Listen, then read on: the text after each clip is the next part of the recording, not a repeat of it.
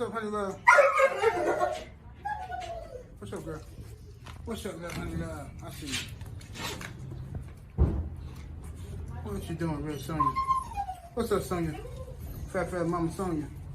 What's up, Fat Mama Sonya? What's up, Fat Mama Sonya? What's up, Mayday? Lord Mayday. What's up, boy? What's up, Lord Mayday? What's up, my boy Doc? What you say, Doc? What you say, Doc? What you say, Doc? It's my big boy, Doc. What you say? All right. Welcome back to another week, another episode of Game Dog Talk. And of course, we have the panel. We still waiting on a few people to show up, but we got, of course, the legendary schoolboy, Mr. Richard Garcia. How you doing today, sir? I'm doing good, thanks. How you doing? Pretty good. Good. Welcome, everybody. Good. Welcome to the chat. Yes, indeed. We have the legendary Bakary, only in America Kennels. What's up, brother Bak? Peace and love to you, to dear brother Kev and my dear brother Schoolboy in the chat. Yes, indeed. Let me do a quick roll call. See who we got in the building so far. We got Milo Bulls in the building. We got Michael Forgood, Frank Rizzo, salute. Frank. Soul Power, a.k.a. Gamed Up Kennels. Tony Gardner. Mr. Anderson. Death Valley Kennels. Miami Snoopy 305 in the building. James Brown Sr. Young Reed. Dreadlock. The lovely Brown Sugar Tay-Tay in the building. Dreadlock and Tay-Tay. We got Todd Green, Sir, in the building. We have Vinny. Grind Mode. What's up, Vinny? Mark Wonderland, salute. John Kramer. Arrowhead Kennels. AJ. Live Life Real, salute. Live Life. Yes. Live Zachary, Life. 23. Let me see here. We got did I already say AJ? We got Melvin Brown, salute. Thomas Morris, what's up, bro? What's that? 1K Rule Kennels, salute. Kendrick Carter. What's up, Kendrick? Salute to everybody in the building, man. Can't read everybody, but thank y'all for being in here. Salute to y'all. Yes, indeed, we got a good show for y'all today, some good questions, and we're going to break it on down. So let's get to it. First, how was your weekend, though, schoolboy? Good, man. It's been good. Hot out here, but always busy, family, doing some family stuff. Right. But it's been good, man. Yes, indeed. How's your week been, Brother Bot? Oh, it's been lovely out here. We're just rain off and on, a little thunder, little storm. But other than that, lovely. Yes, sir. And one of the questions from last week, someone asked, how many generations do you have to be behind a line? Wait, how many generations have to be behind a line of dogs before you can call it your family of dogs? I'll start with you, Mr. Garcia. Yeah, generally the rule is 3. I would go with 4 maybe, but 3, and that's generations means you make a breeding, then you get something off of that, and you make another breeding, something off of that, you make another breeding. It doesn't mean breeding your dog or female 3 times. It's 3 successive generations of breedings, regardless of how you do it, inbred, inbred or outcross, and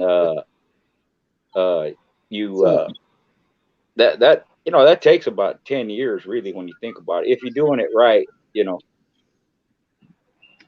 because you got to make the breeding, they grow up, go through them, feed those, What's going on, buddy? Doing all right? What's happening? What's up, Rastaman Boone in the building? I hear you. What's up, family? How everybody doing? Big up to the masses right there. Yes, All right. Schoolboy Maximum, Ram Maximum, Bacchus Re Maximum, 7-8 Sports, all the way live. Yes, sir. Rasta man. Show, hey, you can't get no better. Yes, indeed. Boy, you go ahead and finish up, schoolboy.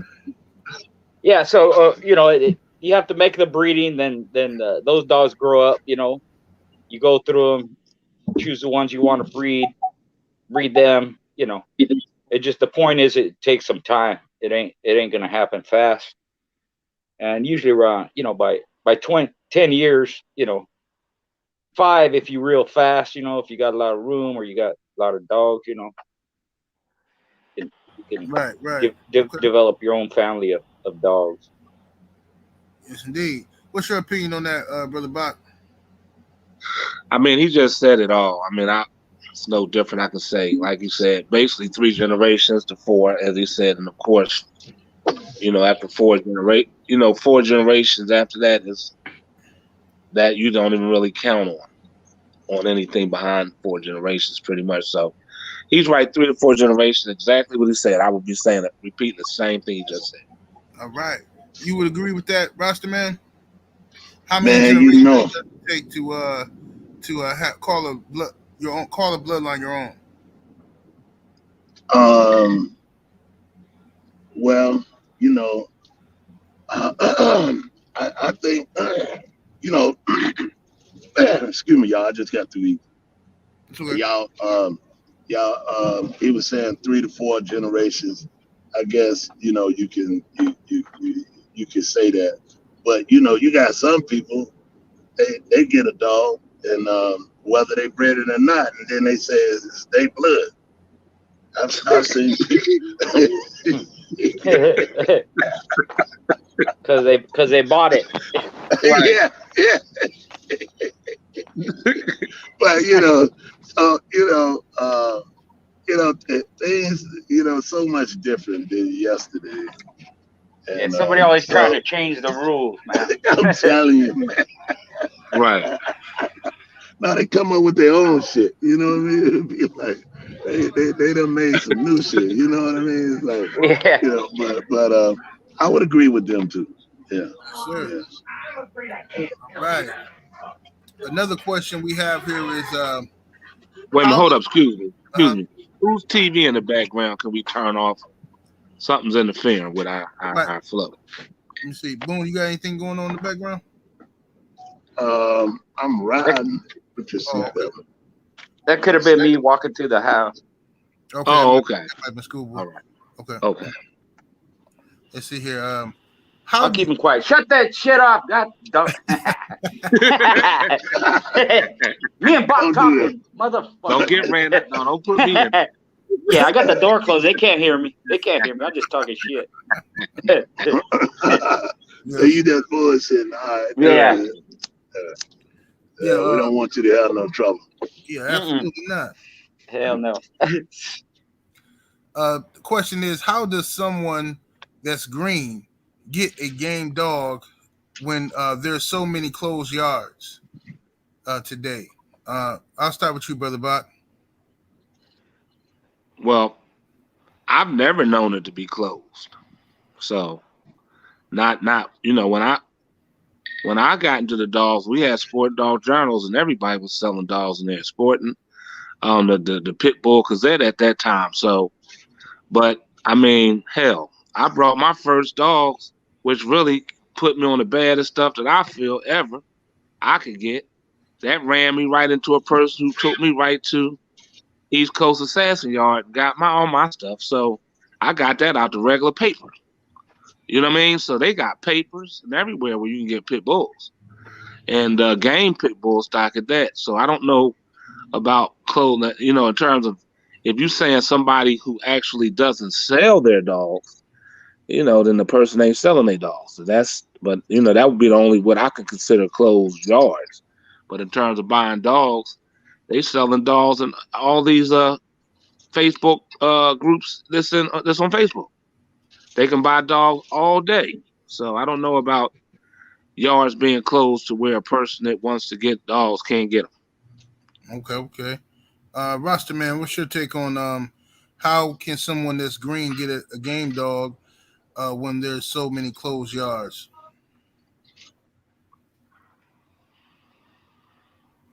I think Rasta Man might have stepped away.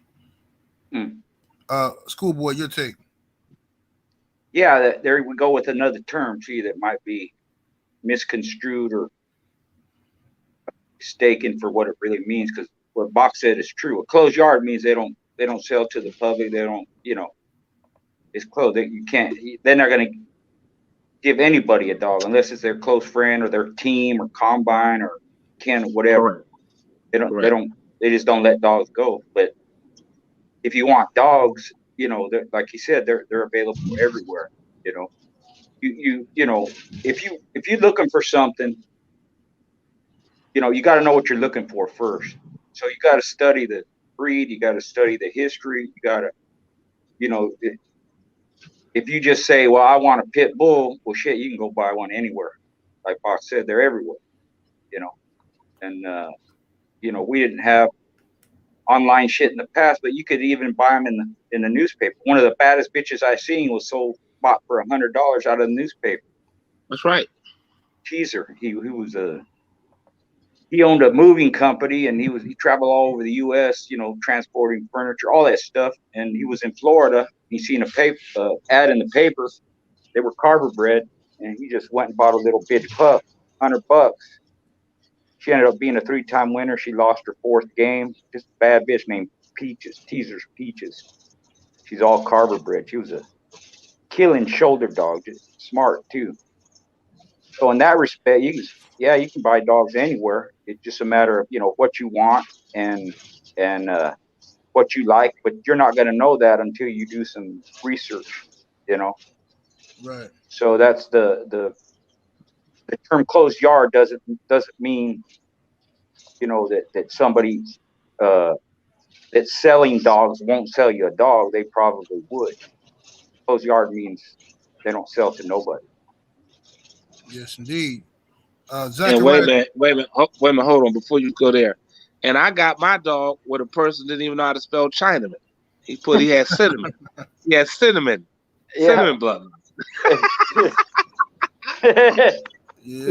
He said he was selling a Chinaman. It was supposed to be Chinaman Boomerang dog out the paper, but it was cinnamon and Boomerang. So I mean, I'm just saying that I even knew that he messed up on the spelling. So yeah, you can find it. You can find it. Yes, sir. Salute to Zachariah 23 in the super chat. Appreciate the support, man.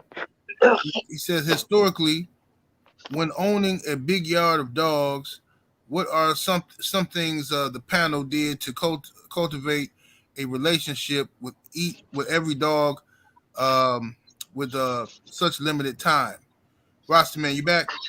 Yeah, I'm with you. Okay, what's your take on that question, Rasta man? Well, as I've always said, love and understanding, man. Spiritual love. You see, that's the greatest power. And the dog might not know his name, or he might know his name, but if you show him that affection, that love and affection, he's gonna give back to you.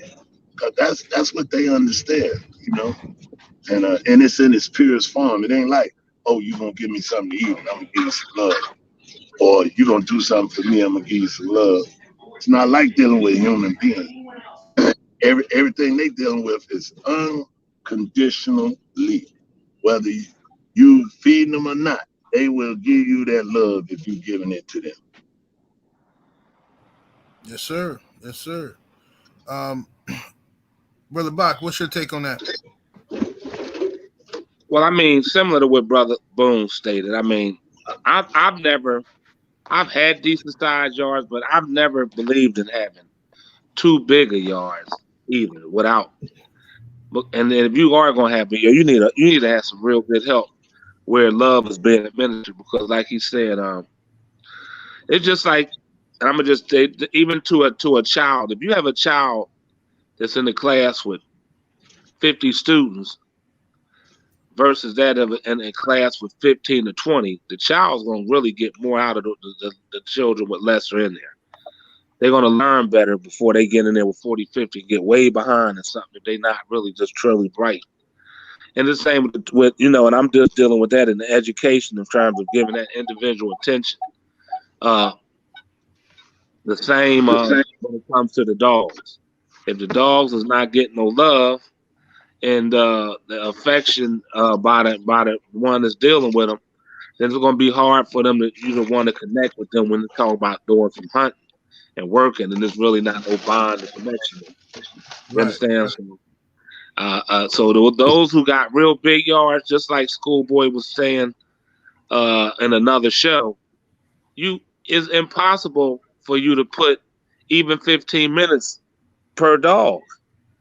Now, me personally, what I would do, I rotated dogs coming in the house. So I would just bring each dog in the house overnight. I mean, of course, that wasn't, they will want to be in there every night. But I've always did that and rotated dogs, getting in the car with me, going places and stuff like that, or going with my family members. Right. You know what I mean? So that it might not be me the one giving them the personal attention, but they're going to get it from other families. They're going to get it. Can't get to everybody that same day, but I'm going to try to make sure within that week time, each dog is going to get individual attention, because it plays a big part later. Trust me. Yes, sir. Schoolboy, what's your take on that? Yep, pretty much that. There's only so much time during the day, and even on your days off, you could spend a lot of time with them. But if you have a big yard, it ain't gonna happen unless you got a lot of help. Right. And like Box said, that's what I did. I had my family help me. It was just part of how we lived. Whatever we had, whether it was dogs, chickens, cattle, pigs, whatever. Everybody was involved. But a big yard like that, there's not enough time. It just to clean up, feeding and watering.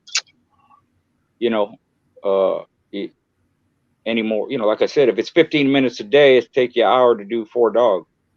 Right. 8 dogs is 2 hours. 12 dogs 3 hours. Like that. So if you got 50 or 100 dogs, like some people had, they didn't do that. Where they got to spend the time with them is if they made it, you put them through keep, and you have your bonding there, and like that.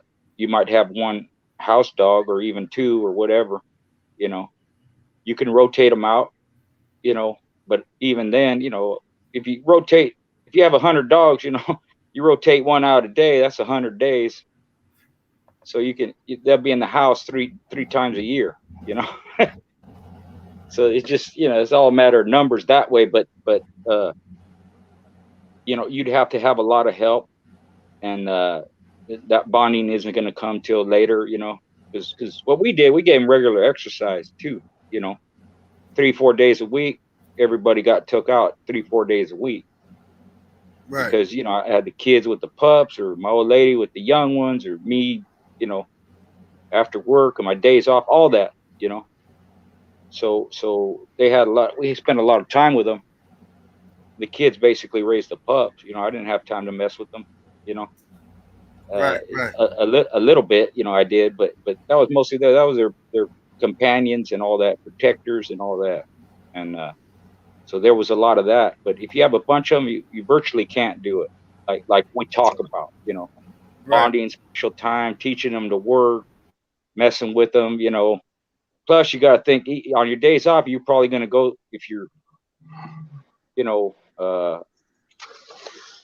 like you should, you're going to go through and clean your yard up and delouse them and, spray this and that and worm them and all that, any medical attention or any, like that. You got to check the chains and check the houses and change houses, build houses, change spots and all. It's a lot of shit. Everybody knows that. So I can't see, putting the time in like we talk about with the big yard. And the yards I've been to that have had that many dogs, they didn't do that.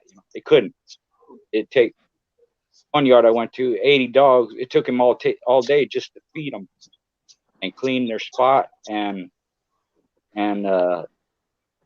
pick up after them and all that, So right. You can get dog poor doing that, Salute to Reese Smith in the super chat. Appreciate the support, family. He says salute to the panel in the chat. Salute, man. Salute, my brother. Salute. Cornelius Jenkins in the super chat. Appreciate the love. He says, has any of you guys ever had a dog that passed away and it made you heartbroken? Brother Bob. This is no bullshit.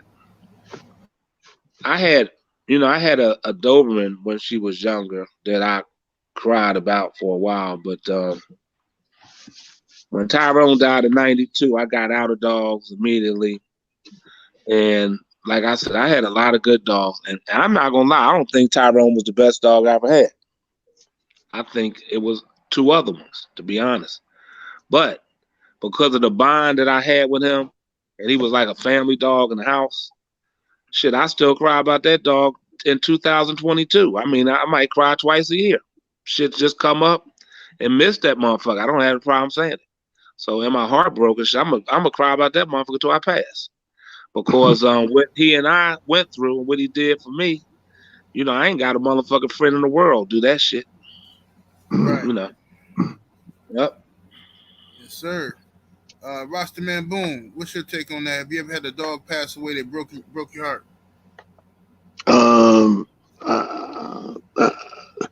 There's probably been a many of dogs that I had that passed away that broke my heart. You know, it's like it's just like when your old lady leave, yeah, that break your heart too. And then you think you're getting another one, and then goddamn it, she got to go. That break your heart too. You know what I mean? I guess you just keep replacing the feeling, I believe.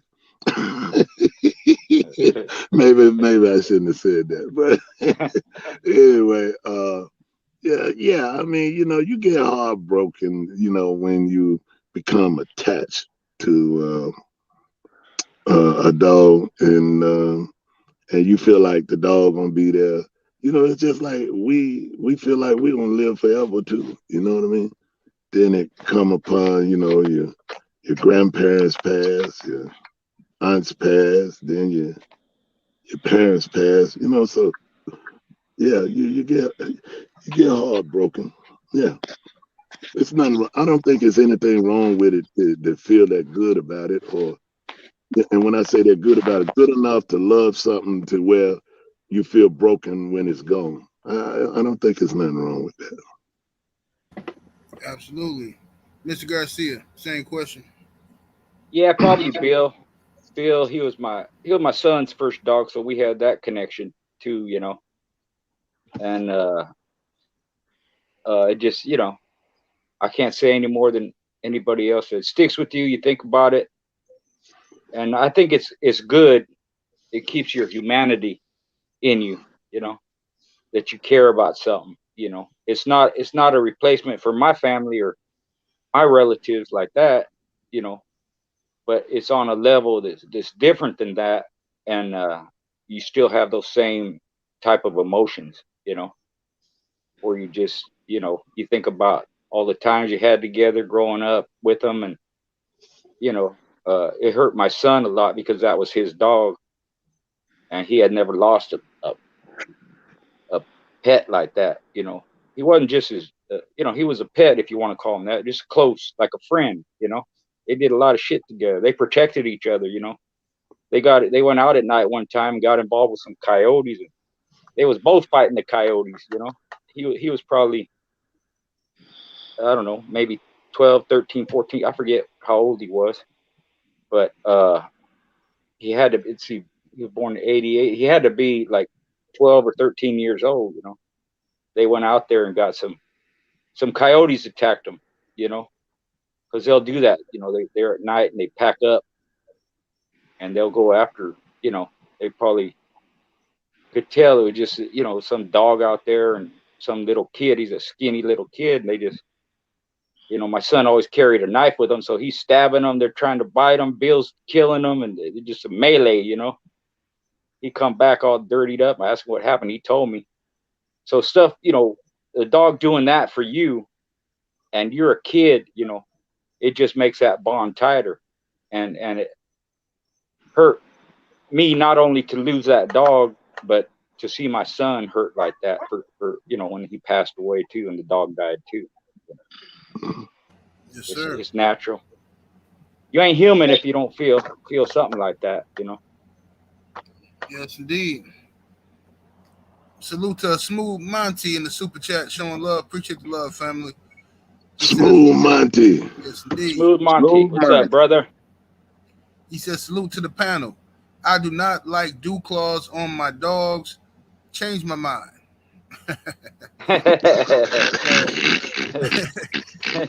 How you feel about dew claws, Rasta man? It ain't never affected me. I mean, I ain't never had a problem with it. I don't know. I never looked at it to be a problem. Some people say they might not be full, or some people have differences about it, but I don't know, man. I mean, I think, you know, when they bred a certain way and they produce good dogs or quality animals, you know, you grow to love them, you know, however they come, I guess, you know. Yeah. But I've never had a problem with it. I don't know. What about you, Brother Bot? About what? Dew claws. You have a problem with dew claws? Oh no, I don't even notice they there.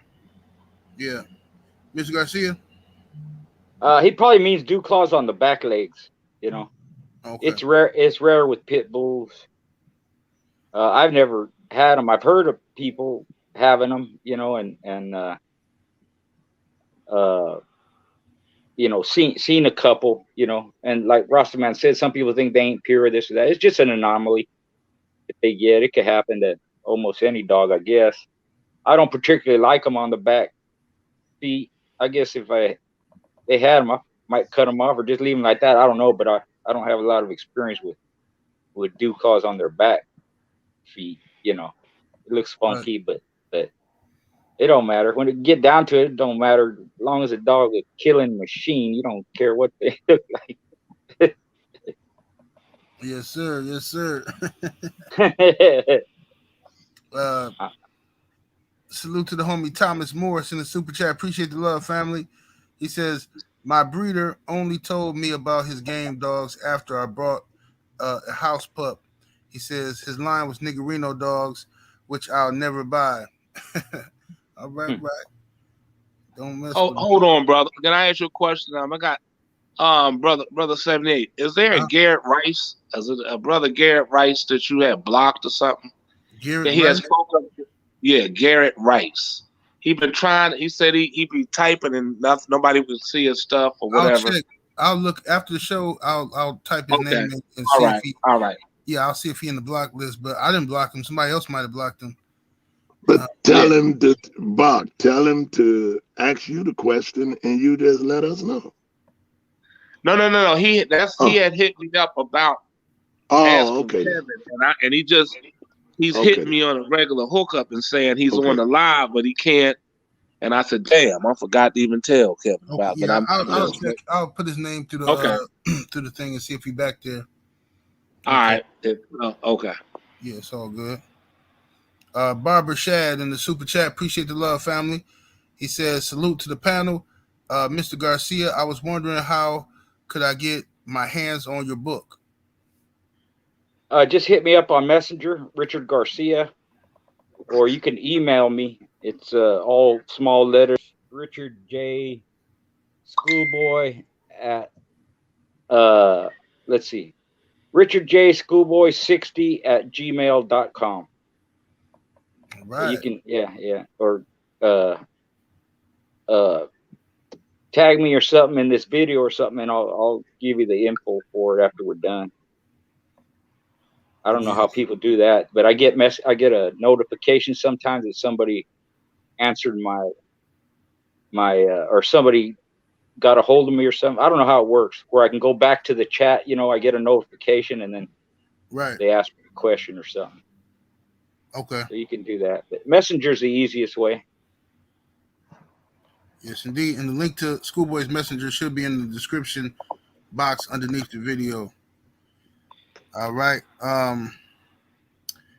Another question we got is one other second, brother 78, if you can. Just while he asked that, just for anybody who else is, There's people asking for boom. Where's the person can get up in contact with you while we're on this subject? I guess I'm on. Ain't I'm on Messenger, but I'm on. Right, you in Facebook? You're in Facebook.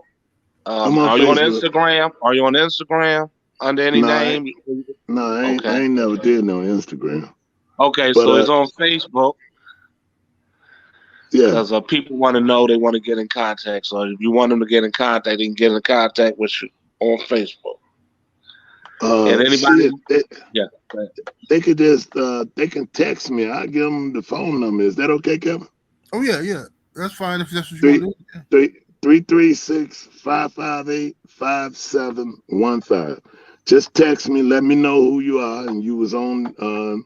You was listening to the show, so I know, why you calling, because, I just don't talk to everybody. So, but right. If you let me know, why you calling, who you are, then we can chop it up, But yeah, man, I appreciate that, Buck. I didn't know nobody was trying to reach it. Well, everybody here is trying to get with somebody. So people ask for you, they ask for Schoolboy. I'm sure they ask Schoolboy about to get it up with me or you. Yeah. So they always ask me. Yeah. Oh, okay then. And you can get up with me only in American Kennels Instagram. Only in American Kennels Instagram. All right, there you go. I'm sorry. Oh, so Mark, you're gonna have to show me how to do that too, man. So I know. I'll get with you after. All right. Okay. All right. Yeah, I got a funny story about this topic if you want to hear it. Oh yeah, go ahead. Yeah, go ahead. I was talking to my kids, right, and my grandkids, and all. They know about all this online stuff, right? They know about Instagram and Twitter and all this stuff. So me, I don't know shit, right? And I don't know what's what, but I heard this name before, so I asked them, should I get on OnlyFans? Oh shoot! They busted it up. They go, what? I go, yeah, I heard there's a thing, OnlyFans. Could I put a page up there? They go, Dad, that's for porno shit. What's that? Nah, I ain't gonna get on OnlyFans. A porno. Porno. Oh, OnlyFans, that's a porno. Yeah, see, Rocket didn't know it. That's what I thought, because I heard it. I didn't know what it was. I said, well, should I do that? And they go busting. All of them was laughing. They were rolling on the fucking ground laughing. Dad, you dumb. You don't know.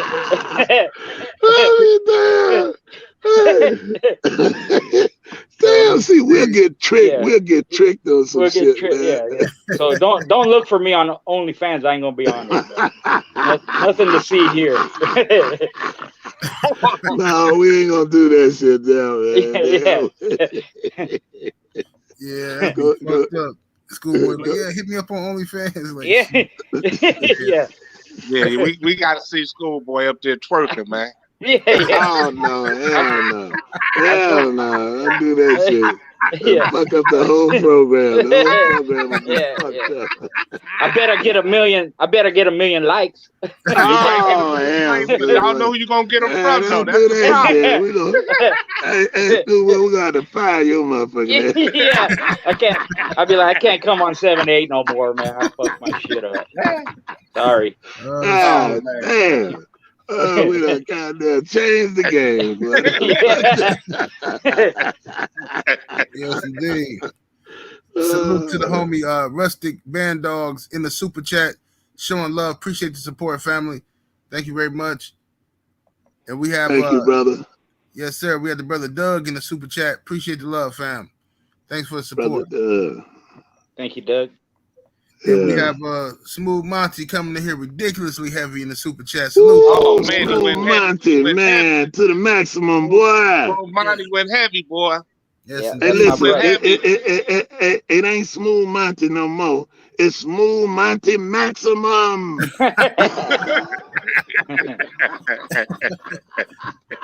Yes, sir.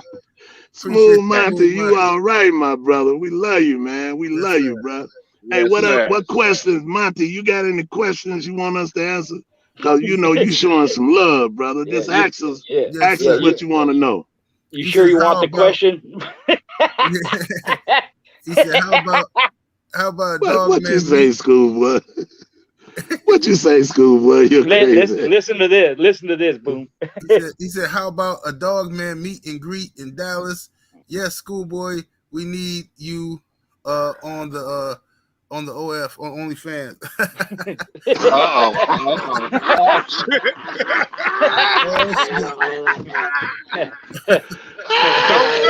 Don't do it, schoolboy. Don't you do it. Don't do it. Yeah. Hey, honey, we going on OnlyFans. Me and you, we go. They want us to be on OnlyFans or something, whatever the fuck that is. I don't know. Yeah. That's the only way I'll do it. You crazy, you crazy. Yeah. How about them pit bulls? Bring some bulldogs with you, huh? Yeah. Right. A dog man meet and greet, that'd be dope. You know what I mean? We can talk about that one day. Try to do something. In Dallas, let's do it, man. Yeah, let's just bring all us meet in Dallas, and I'm sure we'll find one of our frat brothers down there somewhere that put it together for us to and host it in houses, and man, I would love to do that, man. Yeah, we definitely that'd be nice. Yeah, I just left Dallas. They say they do it big in Texas anyway, so that's a good spot. Man, look here. I used to hang out in Dallas, man. That's the only place that I would go to, not the only place, one of the places when I wanted to get dressed up in a suit and get GQ down and go to the club. Oh man, they used to have a club out there called the Executive Club. And all the professional people would be in there. Man, I messed around and met this lady and got to talking to her. And I was wondering why nobody wasn't dancing with her, I'm over there, I'm D-boy, I'm dancing with her, and we on the floor, and everybody looking at us. And I'm like, damn, okay, she look good, you know what I mean? So she said, do you mind taking me home? I was like, no, damn, boy, I'm getting ready to score. Oh, shit.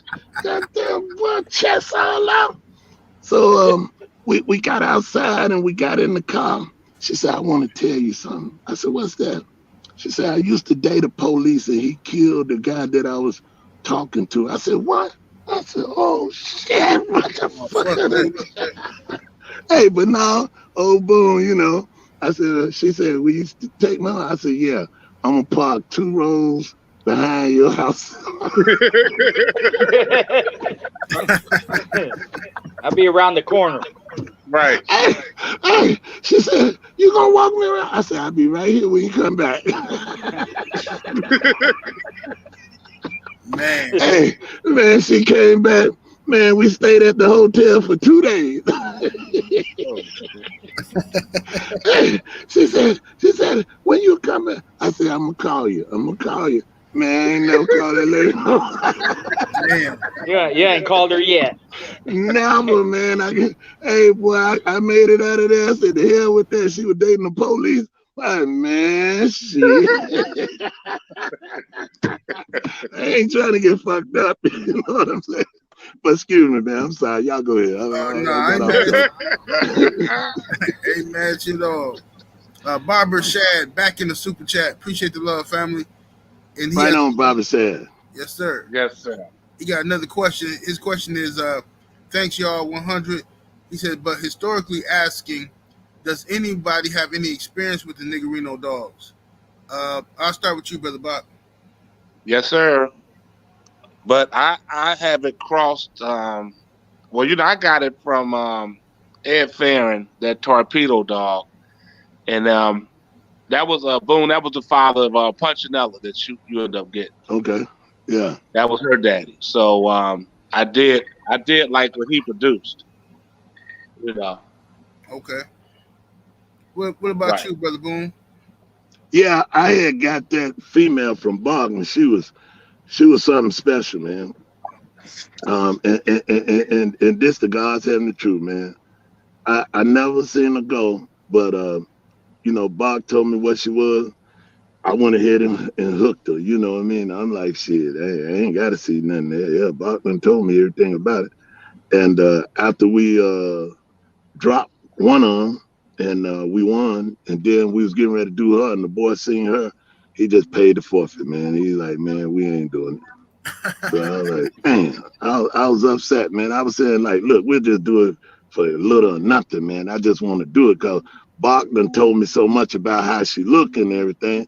So I'm like, I want to see, you know what I mean? But anyway, he paid the forfeit, and it was, you know, so I never got a chance to do it. And then, you know, when all that stuff happened to me, you know, all the dogs, you know, got gone and stuff.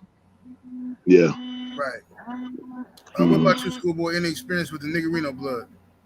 Yeah, most of the ones I seen were from Terry, you know, Townsend. Mr. Rowdy beat for his first show. He beat Niggerino dog from Terry. Chainsaw was he brought two of them, brother and sister. So Mr. Rowdy beat one in 1:28, and then LA Dream Team beat his sister in I think it was something like 30-something minutes. And then I think Joey and Magnum, 357 Magnum, they were from Terry too.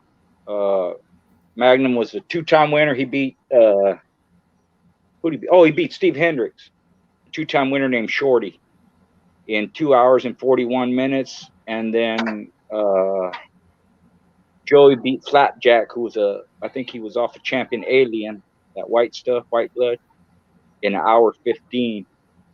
The ones that are, you know, when they're like heavy Niggerino, man, they have that look. And to me, those dogs look like Grand Champion art, you know, those are the Eli Jr. influence, I would say.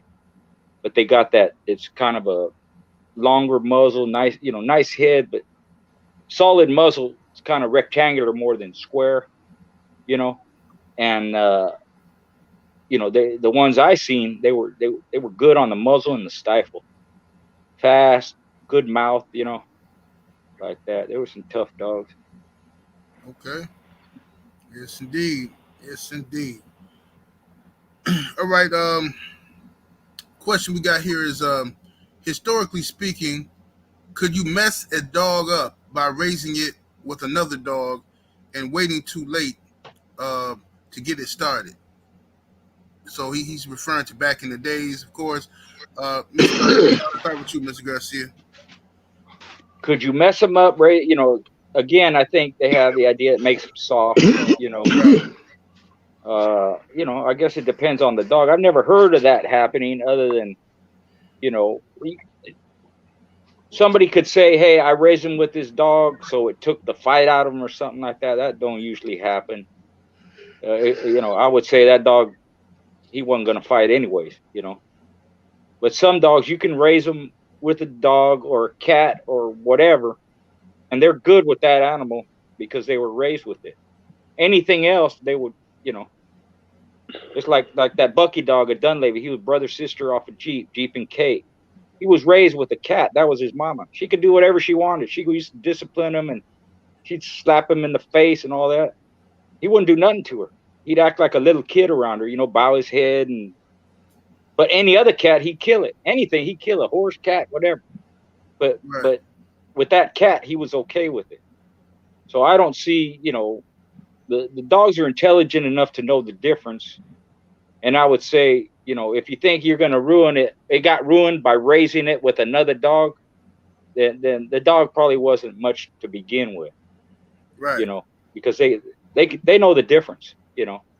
And a lot of times, if it's a little stinky ass dog, a little poodle or a chihuahua or something, they don't even mess with it, man, because it's no challenge, you know.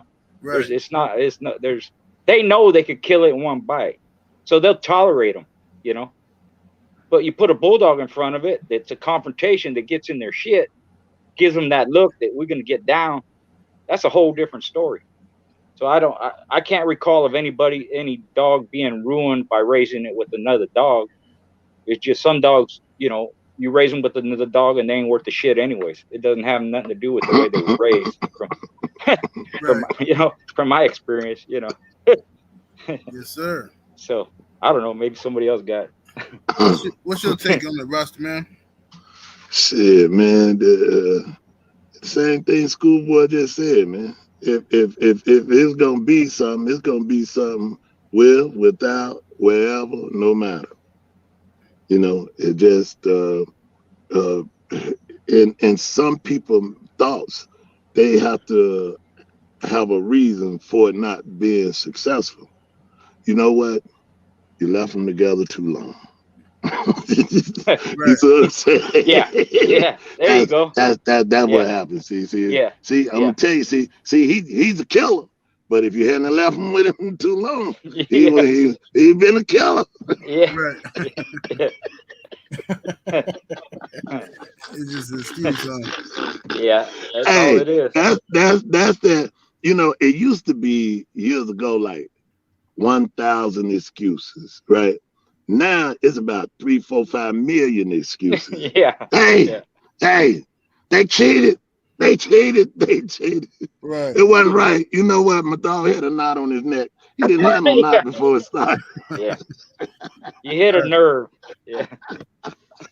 So, you know, hey, but one thing we all know to be true. If one is on, I don't care what you put in there or what's beside him, whether he dealing with it or something that's he want to get to, he gonna be the same. He gonna be that, you know, he gonna be a bulldog. Right. You know what I mean? Yeah. So now, you know, you got some bulldogs, they can be in the house with other pets and they ain't gonna touch them. That's because they're accustomed to them. They have allowed them to be in their realm of life. You know what I mean? Then some bulldogs, you can't have nothing around him. You know what I mean?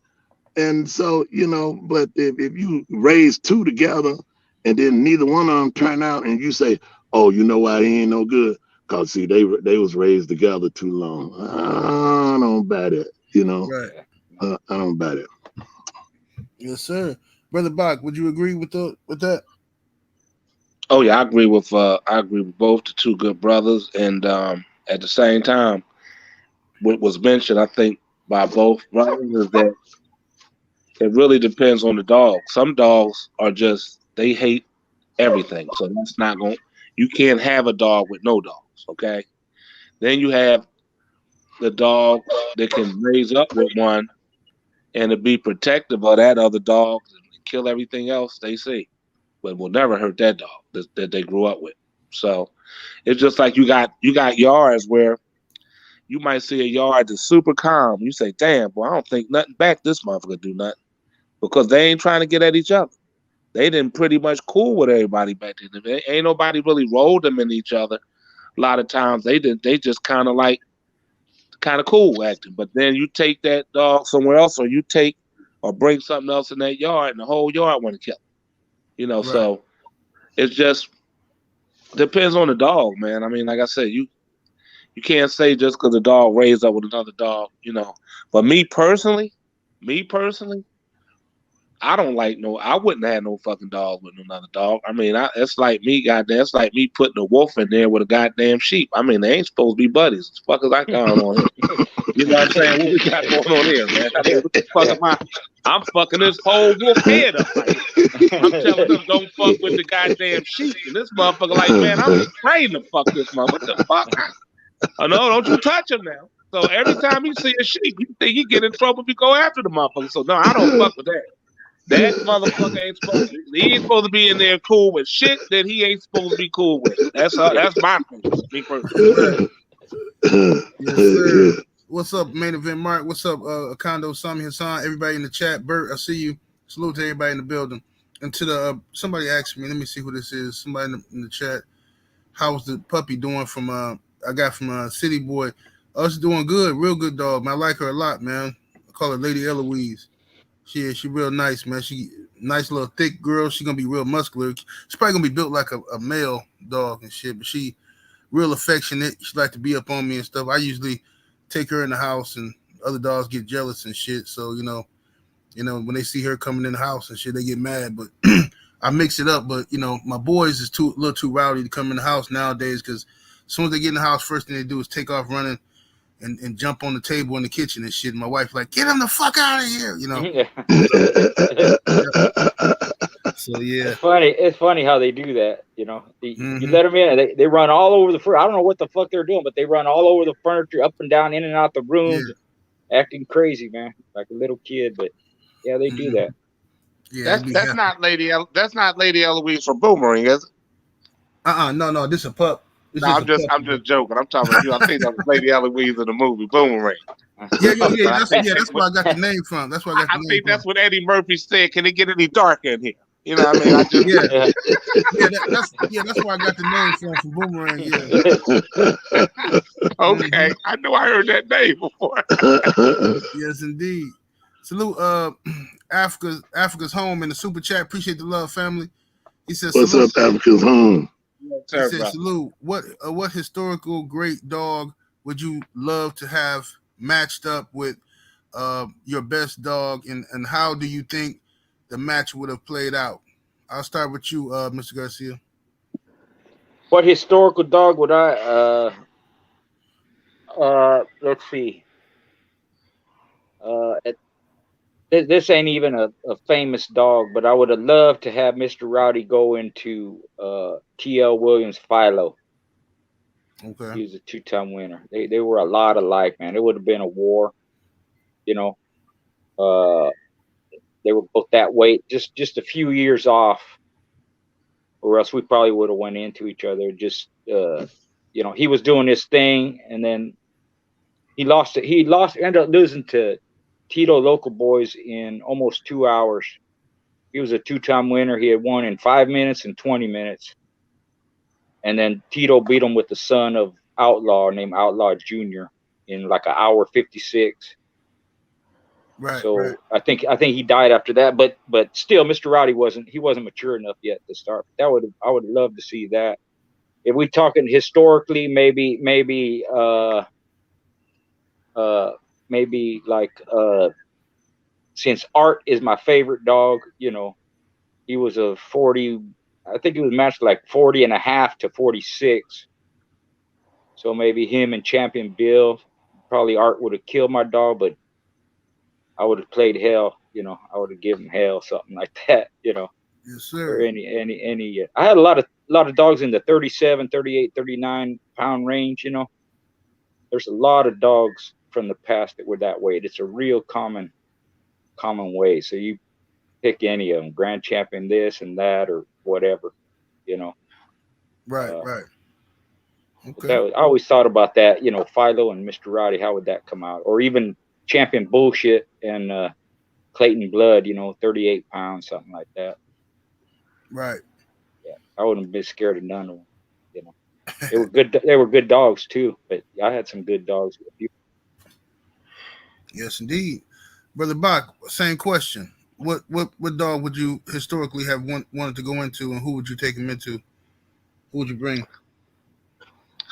Only what's gonna mess me up is I'm not sure in all the weight categories. Like I don't know all of the weights like other dogs for me to, you know what I mean? Do they have to be weight, or are we just doing this on a hypothetical, like all weights being even? Yeah, you know what I'm saying? Hypothetical. Yeah. Yeah, I would have loved to seen. I would have loved to seen Grand Champion Flop on Tornado. Okay. What was Flop's weight? She wasn't that size, too but small. I'm just going like she was too small, but I'm just talking about the dog. Right. Yeah. I'm just saying, you know, there's 2 hard killing chest dogs. You know. That would have been badass. Yeah, I would have loved to seen her because I just seen Flop one. She will adapt to any style which she would do. And she always came out unscathed, but will kill your dog in the pit. I would have loved to seen that myself. So how would I felt like it would have came out, not taking anything from Tornado? I don't know. I'm like Boone. I just would have paid to see it, win or lose. You know. Yeah. Yes, indeed. Brother Boone, what's your take on it? I would have loved to see Zinc in full health, tip-top shape against Samson. And yeah, I would have, you know, and I would have bet on Zinc. And I love the Buster Queen of dogs. You know, that's what I breed. But I just felt like Zinc faded into action, but his heart never changed. His heart never changed. He never turned. He never looked away. He just stayed. You know, he stayed right there, man. And that right there to me was, you know, that was everything about what you wanted. You know, one that go down through there. You know, good, bad, and ugly. He was there. He stayed there. But to see Zinc in tip-top shape and Samson in tip-top shape, I just think Zinc would have won. You know what I mean? So that would be one I would have loved to see. Okay. Zachariah 23 back in the super chat. Appreciate the support, Zachariah. He says, historically, what dog was the panel's biggest disappointment you had? Example, they acted the part, but was a complete disappointment when checking them. I'll start with you, Bob. Man, I had this piece of shit. Man, look, this motherfucker had me so goddamn geeked, you know, and I bred this motherfucker. So I'm like, and I bred him off of 2 good dogs. And he just acted so good from a pup. And I was like, man, when this motherfucker, so, you know, I'm up at a joint and it was a show. They had a show. So, you know, I'm like, okay, after the show, can we just, you know, see if we can't put something down? So I had talked to the dude. They said, yeah, person got this weight. And after this big show, you know, the real big show with the two heavy hitters. And I drive to go take this piece of shit there. And I take this, and we screaming. I don't normally like no screaming ass dogs, to be honest. I like quiet motherfuckers. So he just screaming. The whole people like, oh, Lord, man, Bach got a motherfucker over there. I'm like, boy, he better be one, because if not, there's going to be some embarrassing shit. And this motherfucker, I can't hold him. He just screaming to go. And other dog over there look like, you know, he quiet. We run over that motherfucker and get our ass beat the fuck out the frame. That bitch trying to fucking run back to see me screaming the same way he screamed over that motherfucker, going over that bitch. I couldn't get out of that motherfucker with that piece of shit fast enough. So, you know, yeah, that was the most fucked up, embarrassing shit I've ever seen in my fucking life. I don't even like talking about it.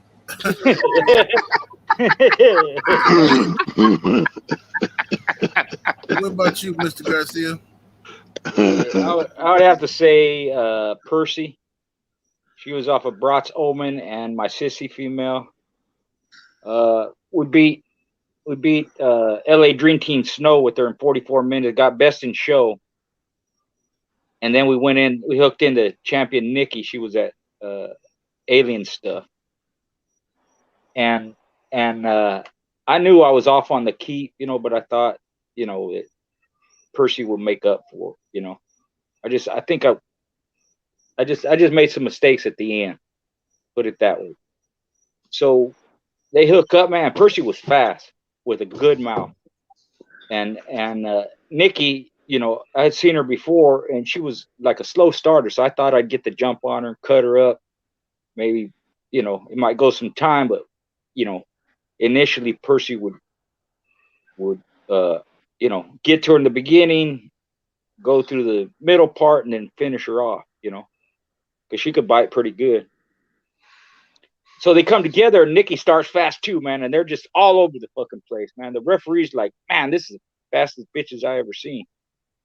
So that's the first thing. Nikki didn't start slow like I thought she would. She was just on it, and she was cutting Percy, but Percy wasn't cutting her like she normally did, man. That's part of the reason I say I fucked up.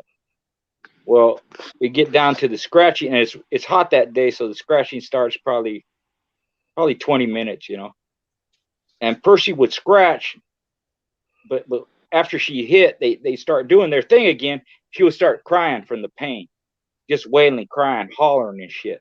And it was a convention, and it was like not in town but close to town. And she just hollering shit, but she would scratch hard every fucking time, just screaming. And then she'd get hit again and scream, crying and shit. And just like Bach, it was so embarrassing, I just stopped it. I said, fuck it. You know, for me, I don't care if she could have won at the end. She wasn't going to win. Nikki was going to whip her ass anyway, regardless. She would just make it so much fucking noise. I just stopped it. Even though she would scratch, she wouldn't even hesitate. She'd fly over and then get bit again and start crying again, man, screaming. So that's probably the most embarrassing one I ever had. Disappointment, you know. Damn. All right, Rasta Man, what was your most disappointing dog? Meeting old man Chavis and him wanting me to work the dog to go against Termite, and him telling me how good the dog was and this and that and that and this. And I ain't see no scars on the dog, you know what I mean? Most time when they done been in combat, you can see, you know, the results of the combat action. And so we worked the dog and we took him, and man, he did like a schoolboy dog, but you know, he scratched 1 or 2 times, but he just hollered and curved out. And I mean, just like, I'm telling you, man, that was one of the most embarrassing situations. And I had better dogs at home, you know what I mean? They had the right dog for him, but we took him because, you know, that's what the old man wanted me to do.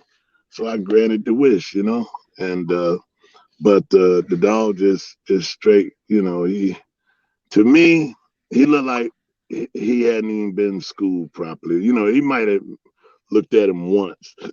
And if he did, I don't think it went long, you know what I mean? Because from the giddy up, as soon as he got hit, he went to hollering and screaming and just, you know, this was crying out. And it went, I mean, he was cur snapping, cur action, and he retired Termite, you know. And I was like, damn, you know, how motherfucker, you know, going, you know, just not do nothing. You know what I mean? He wasn't, I don't know, man. I don't know what Mr. Chavis was looking at. I don't know, man.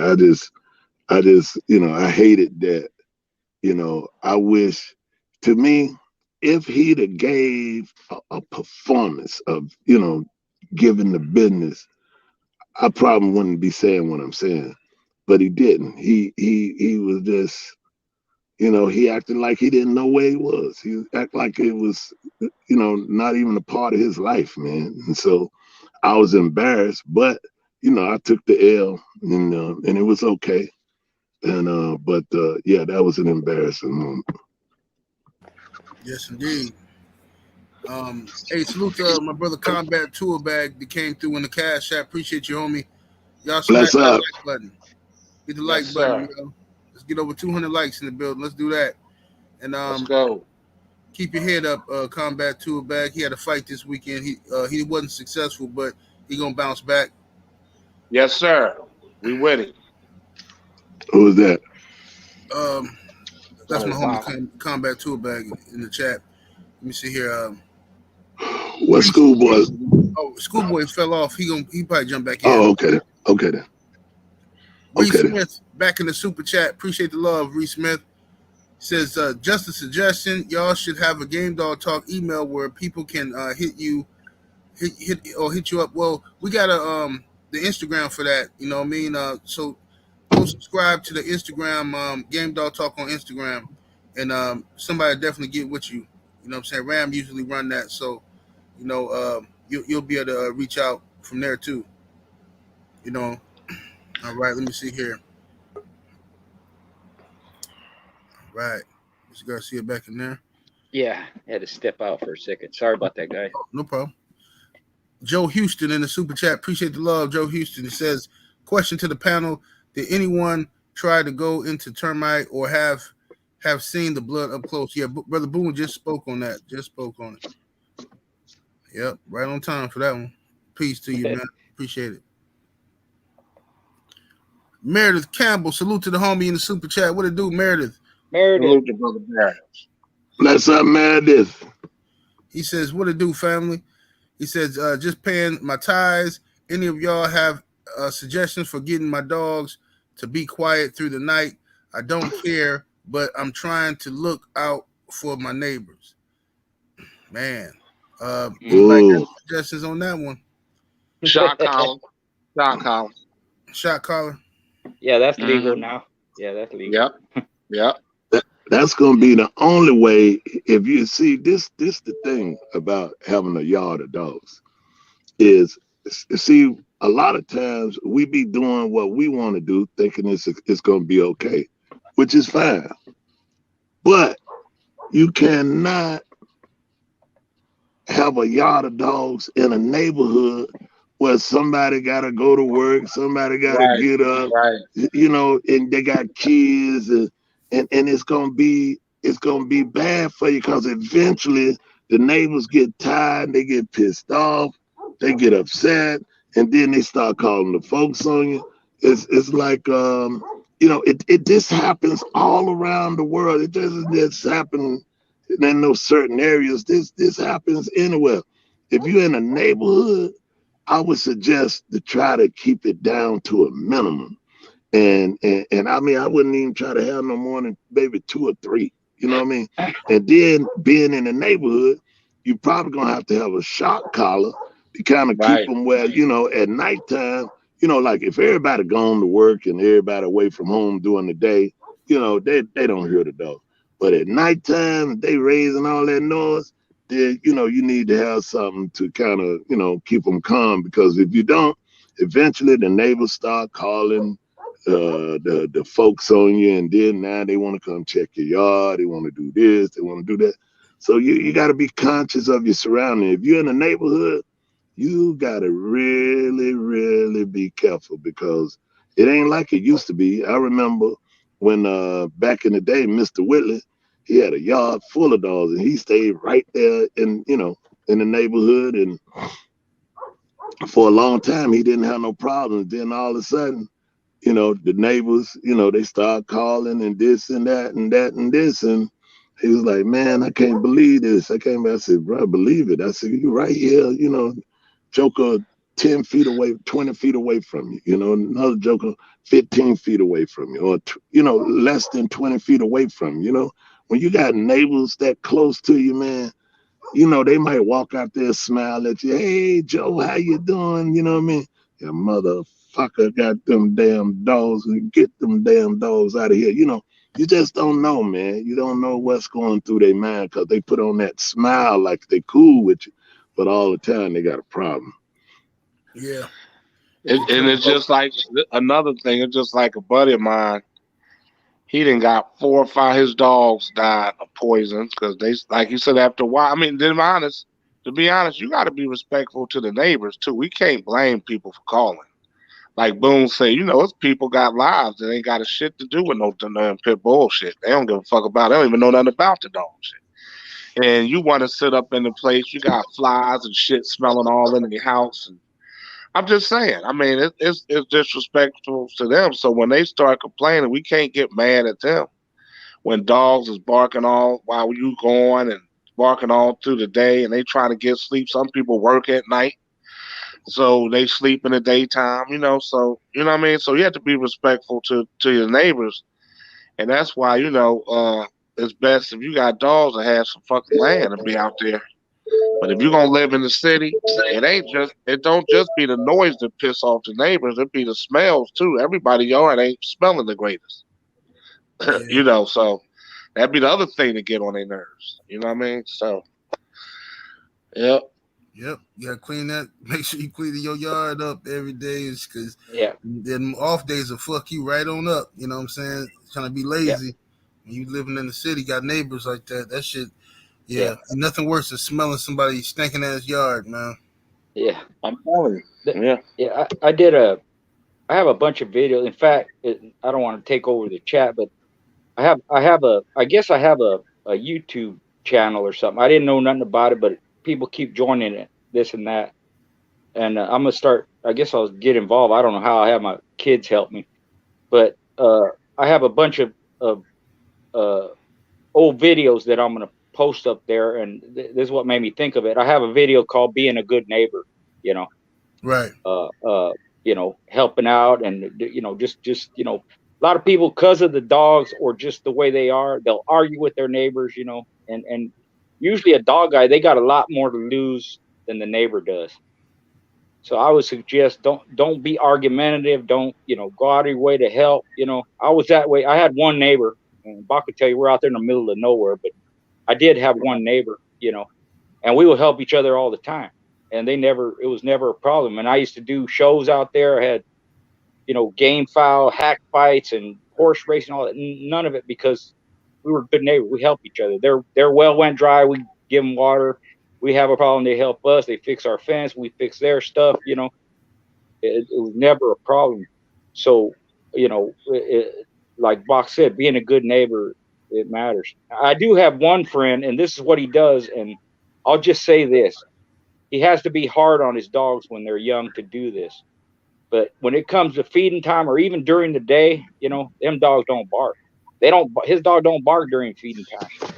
If they act like they're gonna make some noise, he'll call their name. Hey, be quiet, like that. But he's done that with them since they were little, just because of that. He don't want a bunch of barking, screaming dogs making all kinds of noise and all that. So even during feeding time, them dogs just sit there and wait for their food. They don't bark. But to do that, that takes a lot of time too, you know. And like Boone said, you can't have, especially nowadays, you can't have a lot of dogs.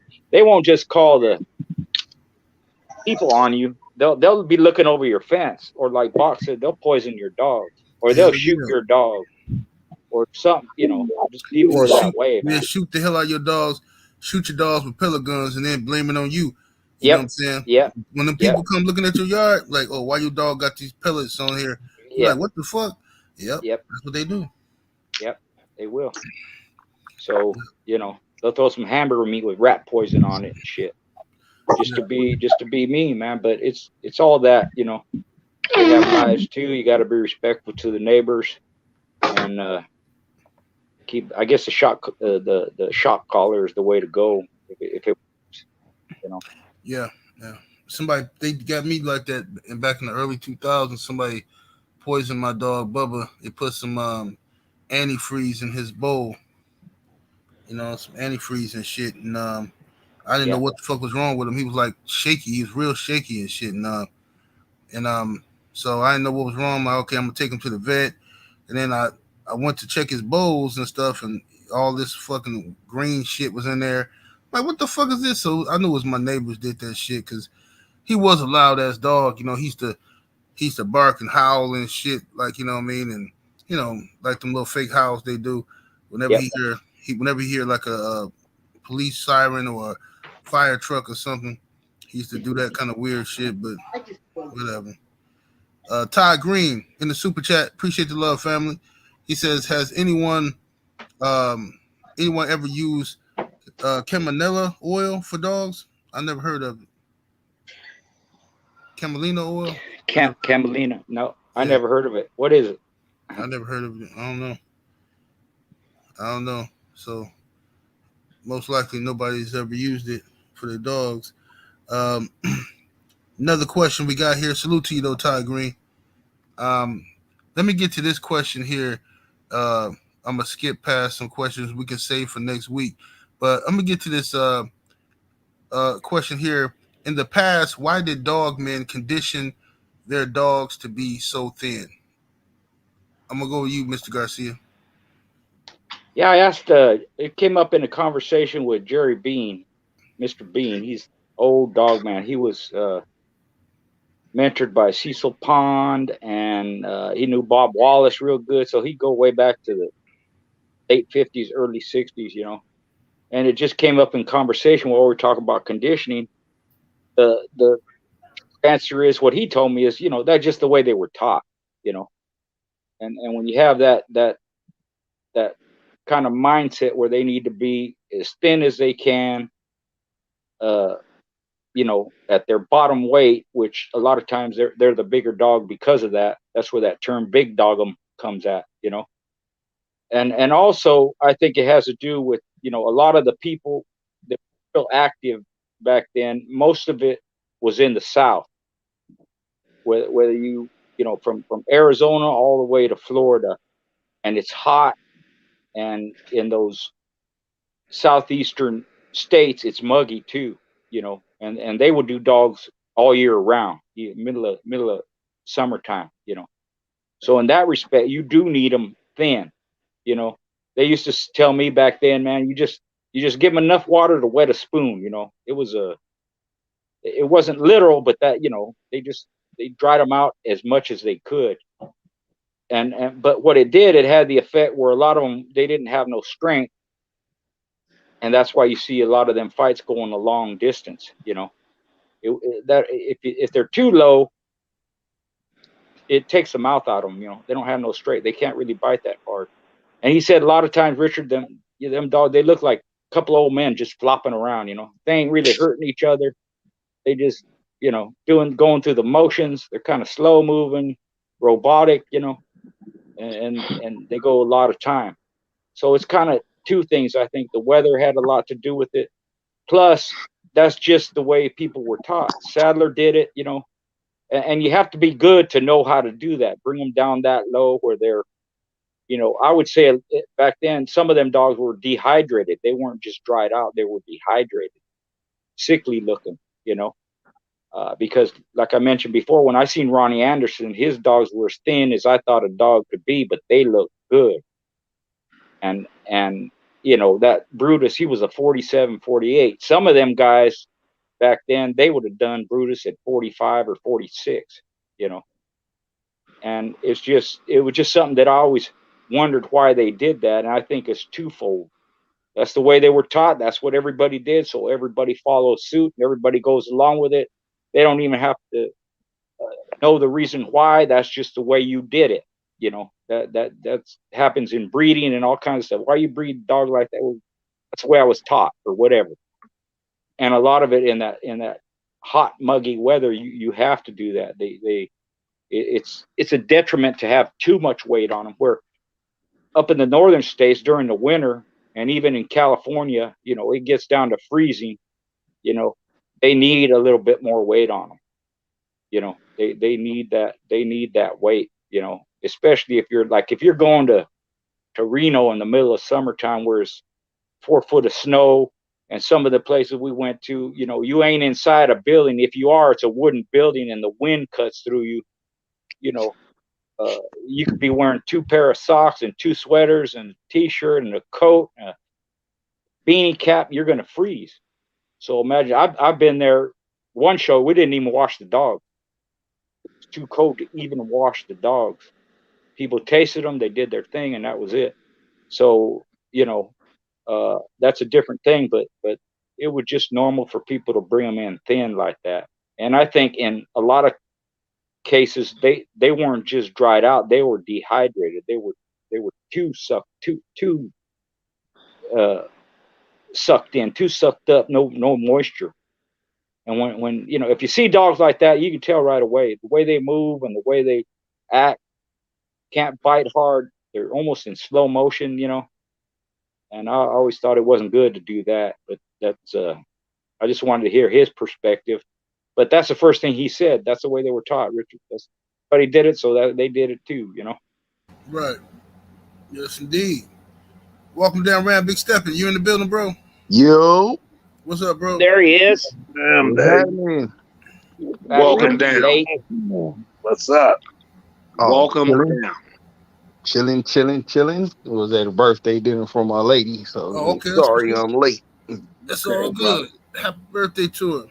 Right on. Yes, sir. Happy birthday.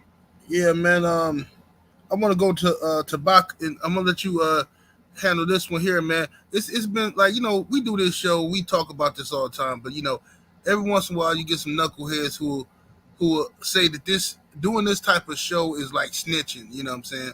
This is like snitching, or you know, talking about shit we shouldn't be talking about, or whatever. Let me start with you, brother Bach. What's your take on those haters that say shit like that? Well, I mean, me and brother Boom were just talking about this shit the other day, and it's normally the clown ass, you know. I'm telling you, it goes back to that self-hatred shit a lot of us black people deal with. It normally comes from black people. talking about other blacks. This is the shit we deal with. Not too many white people, anybody else of any ethnicness have to deal with it. So, first of all, name one motherfucking show we got busted. Because we don't know about no shows, first of all. So that's the reason. We don't know about a show, so we're busted that came up and got our names attached to this shit. When? Where? It hasn't happened, nor can it happen. So that's the first, and that's the bullshit part of it. Yet these motherfuckers go on Facebook, these same clown-ass motherfuckers who doing all this talking, always running their bitch-ass mouths about somebody motherfucking dry snitching. Talking about shit we talking about 30 fucking years ago. Okay, but these same clowns go on Facebook, and a motherfucker come up there in one of the dog groups and put some shit about, we just won in an hour and 27. And these same bitch-ass motherfuckers will go up there and congratulate them. Good job, and comment. Basically, incriminating themselves about they just fought a fucking dog this Saturday. And they talking about some shit we on here talking about 30 years ago is fucking dry snitching. Okay? These same clown-ass motherfuckers is in these boards with dudes getting caught up by the feds, and then they got their phone, and they listen to the whole motherfucking board. Got every last one of them. And these motherfuckers is worried about us here talking about shit that happened in the fucking 70s, 80s, and early 90s. And somehow, this shit is snitching. Okay? But yet, they out in the fucking street with real motherfuckers they telling on and telling each other. And shit that they doing that we don't have no fucking knowledge on the show because we don't talk about shit prevalent. Nothing. Right. We don't know of no show. We ain't talked about no fucking dog. I don't even know of a fucking dog that's a champion, a grand champ. If a motherfucker asks me, and people do ask me all the time, and I'm not lying, I don't know who the fuck they talking about. I swear I don't. And I don't fucking want to know. So they can't say, well, Bach said something about Champion Brensom and such and such. I don't know who the fuck nothing is. I don't want to ask. And nobody can say I do. And motherfucking Boone or Ram or Schoolboy, ain't nobody up here talking about nothing prevalent in today's fucking going on. Yet and still, you'll hear some of these hating ass, jealous, envious ass, no famous ass motherfuckers who ain't never did. It ain't nothing about nobody famous because they on here. The bitch motherfuckers ain't never did nothing in the dogs. Motherfuckers been in the dogs 30 years and still ain't did shit. Don't get mad the fuck at me because you ain't shit and nobody talking about you or your dogs. Don't get mad at Boone because ain't nobody talking about your fucking dogs. Don't get mad at school. We did this shit with our shit. We was flying all over the country doing our shit. Motherfuckers know us and can talk about us. We don't have to talk about ourselves. It's other people to be like, yeah, he came here and fucked shit up. We ain't got to talk about what the fuck we did. Now, of course, people want to know about it, so we kind of talk about it. They want to know about some of the dogs back then. But these clown ass, bitch ass motherfuckers, and I'm saying it to you, bitch ass motherfuckers. You know who the fuck you are, punk motherfuckers. Sorry about these. These motherfuckers get me heated. And if I was home, I'd say it in their face. It's ridiculous. Motherfucker, the same clown ass motherfuckers up there can't get a win in today's game as soft as it is. Motherfuckers got this sorry ass shit, and these motherfuckers still ain't got a reputation for kicking no ass. But you want to get on this motherfucker and talk about we dry snitching, talking about some Tyrone and Lady Stones and shit, motherfuckers the goddamn 80s and 90s. Yes, indeed. Rasta man, you got anything on that? Yeah, man. This is what I want to say. You know, life has changed for a lot of us. Did we see this coming? I didn't. You know what I mean? But the good thing about this is the stories that's been told before us. Bobby Hall, Norman Houghton, Fat Bill.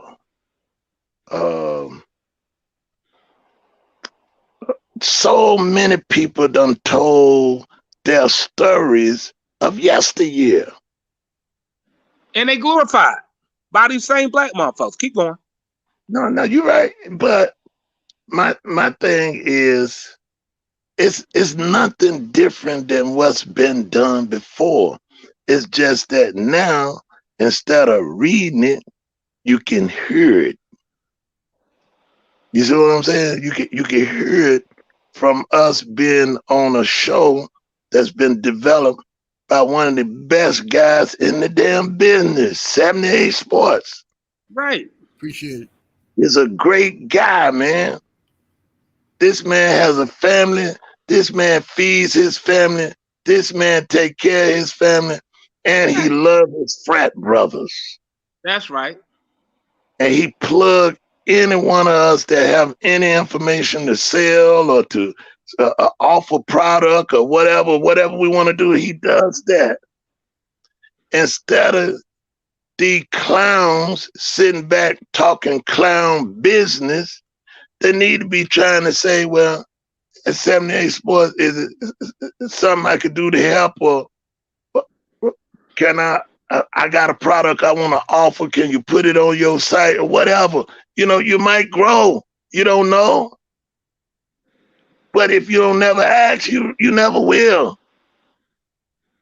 But Bach addressed it all pretty much, that I'm not down for bashing my brothers because they doing something different than me. Right. Maybe I might learn something from what they doing. Now, today, if I get locked up for being on 78 Sports, then goddamn it, lock me up. Right. But I'm not fitting to drag nobody in nothing that I got to deal with. So why is these clown ass niggas talking shit about us when if it's anything, be focused on what you're trying to do for yourself and your family or your little circle of people. Stay focused on that. Cause what we doing here is for the history books. And I'm glad to be here. I'm proud to be a member of Schoolboy, Big Stepping Around. I want y'all to hear this shit loud and clear. Schoolboy, Big Stepping Rounds, Barker's Imhotep, goddamn 78 Sports. I am proud to be a part of these brothers. Likewise. They don't give me nothing for being here. I don't even ask for nothing for being here. I'm here because I appreciate the thought of another brother to ask me to be.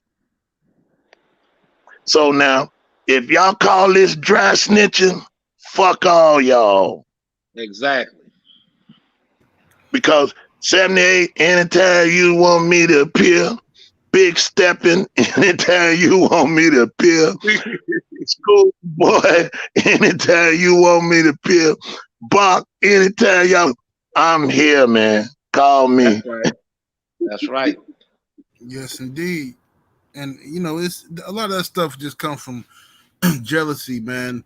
A lot of people just, you know, they feel like they should get, you know, some attention, or people should know about them or their dogs, and you know, but you know, closed mouths don't get fed. You know, we formed this panel out of camaraderie, and we all get along with each other, and everybody flow naturally off each other. But so what y'all getting this y'all getting a spike in interest again. People looking at y'all like, oh yeah, boom, back, hey, Bach is back, Schoolboy. Woo. So people who want that attention just getting jealous. I'll be ignoring it. I don't even care, because this shit ain't no different from reading a Richard Stratton book, man. You know what I mean? Nothing. That's all it is, you know. But Ram, you got any words for this? Man, them niggas ain't trying to fight, so fuck them. You know that. You know it. Mr. Garcia, anything on that? Nope, I can't say it any better than Brother Bach and Brother Boone said it. It is what it is, man. And I don't even know what the fuck. I hear a lot of these terms. I don't know what dry snitching means, honestly. If I say it, It's because I just heard snitching. It's basically snitching. It's snitching. Fuck a dry Okay. snitch. Well, I don't know what we snitching about. There's nothing to snitch Right. about, and we say that's everybody use disclaimer. That's just part of that's how you do it, So there's no mistake. We ain't promoting shit. We ain't, and like Box said, we just talking about the past, man. I don't know. Right. So there's nothing I could say. They said it perfectly. I'll leave it at that. And let me just say this too, right? Some motherfuckers are making it like as if any of us on this panel need this shit to be any more famous than we was throughout the dog game and the dogs. We don't need the fucking shows. That's why we here. Because motherfuckers know what we did. Why the fuck else are we here? Yeah, exactly. We not here because we trying to get us a name in the dogs. And there's a whole bunch of other people who've done even the same or more that could have been here as well. But what I'm saying is, it's not like we're here to get the attention so that somebody can say, hey, look at us. Again, Brother Kev asked, could we come here? That's why we here. Like Boone said, we don't get a penny for this shit. We ain't looking for nothing. We come here strictly to give the historical accounts, whether they want to say it's fictional, non-fictional, whatever the fuck somebody want to feel. We come here to do that. That's the only reason we here. You understand? So I don't know where they get this, like we need these shows so somebody can hear about our names. They already know who the fuck we are everywhere. And the places that maybe didn't know, that may know now, okay, of course that's going to come from the show. And people now, like, I might have heard, or I never heard of this person, but trust me, not one person is up here so somebody can know us all over and feel like we want that fucking attention or we need that attention. Nobody's here for that shit. The only motherfuckers feel that way is the clown ass, envious, no nothing ass motherfuckers over there that's call themselves trying to be something. Ain't gonna never be shit because they ain't shit. You understand?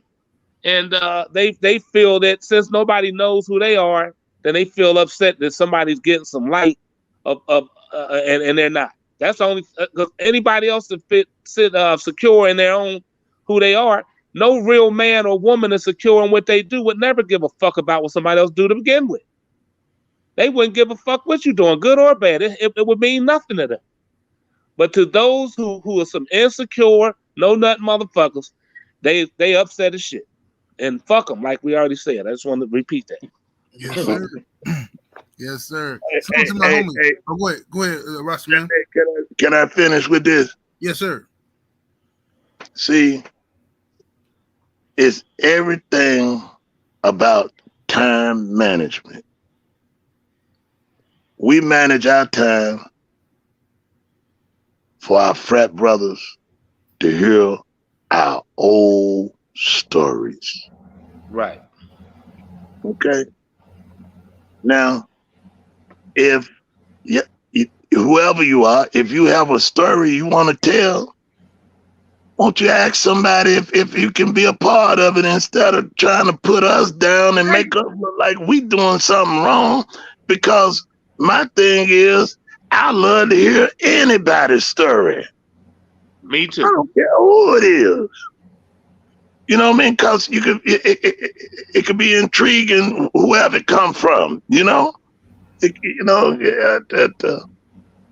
I just hate that we look at one another this way, and I hope that this here will clear it all up, and we stop speaking against one another, trying to put one another down. We got enough stuff going on, the black man try to tell his black story, and he's a snitch. Exactly. but the white man told his goddamn story, and goddamn it, you paid $500 for his motherfucking book. Right. Yep. That's how it goes. The Mexican man selling a keep book for the lowest price I ever heard in my life. But now he's a snitch too. Right. Man, y'all gotta get serious, man. Come on, get for real, man. Quit doing the Willie Lynch thing, hating on divide and conquer with one another. Cut that shit out, man. Gotta cut that shit out, man. You know what I mean? If you ain't gonna support 78 Sports, or you ain't fun to me, you ain't fun to neither one of us that's on this panel. Right. That's okay, bro. We ain't upset. You can let us know. It's okay. Right. That don't mean we got to deal with you. But if you listen to this panel, guess what? You're gonna have to deal with what we say. Right. So I'm gonna end it with that. Peace and blessings to y'all, brothers. Get your minds right. Leave us outside of that negative shit. And if you're doing anything positive, let us know. Yes, right. Sir. And we'll support it. And we'll support it. Facts. And salute to my brother Meredith Campbell in the super chat again, showing love. Appreciate you, Meredith. He says, man, F them dudes. I appreciate y'all knowledge and time. Besides, the statute of limitations has expired on the alleged historical events y'all talking about. Yeah, man, this is people's personal stories. You know, this is why I say, man, like, I don't want to hear no negativity about this show, because I sat back for years. I was afraid to even do this show. And I'm like, I'm watching people. I'm watching Sammy Gravano, got a whole YouTube page bragging about all the murders he committed, his channel monetized, other mafia members. You got Keefe D out here bragging about being in the car when they killed Tupac and all kind of stuff. And we on here talking about some dogs. Man, get out of here, bro. Right. Right. I ain't got time for that. Black Waters Kennels in the super chat showing love, much appreciation, family. He says, can you guys speak on Boyle's blood and the traits that you guys know from the past? I'll give that one to Schoolboy. Yeah, I met Boyles early on. You know, I got acquainted with him years ago. This was early 80s, where he had, you know, the Bobby Jr. and the Dirty Mary stuff with the Chainsaw Red stuff, a little bit of Hammond's, had Commander Whitehead stuff, you know. So it was geared more towards the Bolio side, you know.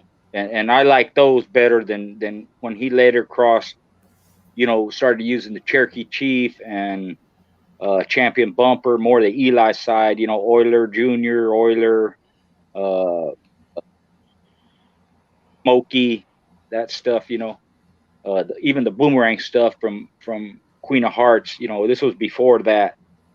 So, you know, those dogs were smart, fast, intense, game, wrestle real well, good balance, you know, quick mouth, shake 5, 6, 7 times in a row, you know.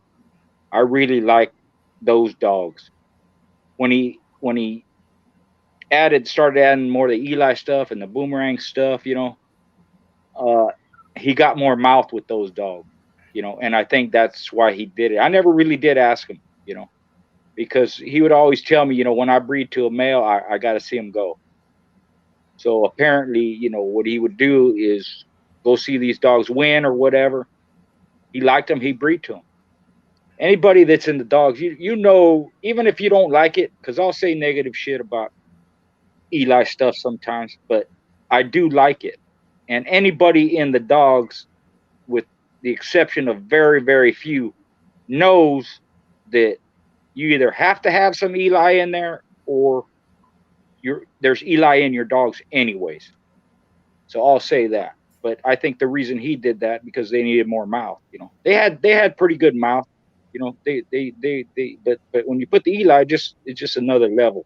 You know, and me and Bach talked about this earlier. People talk about hard biters. There's a difference from what we consider and what other experienced people consider a hard biter than just a hard biting dog.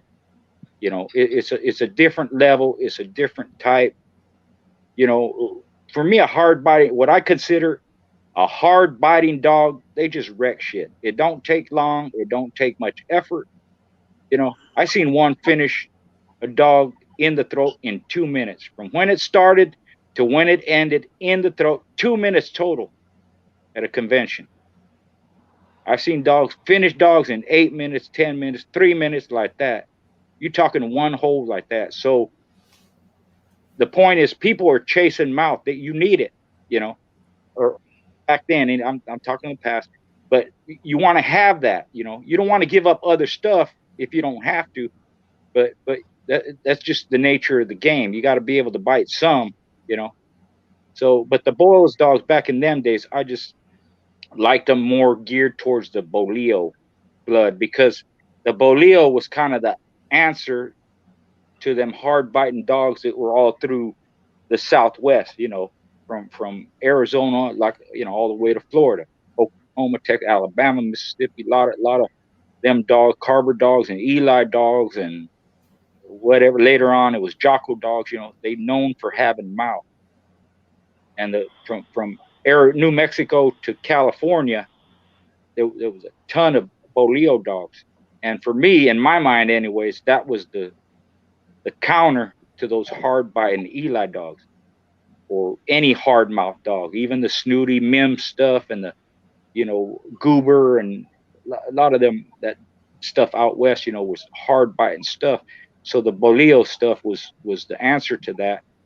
You know, it's just, you know, people trying to counter and contrast, you know, how do I beat that? And that's what it came up with. So back then, the Boyles was more heavily Bolio based, and then when he added the Eli and the Boomerang, you know, it just upped their mouth up, and, you know, probably added some strength and, you know, power and stuff like that to it.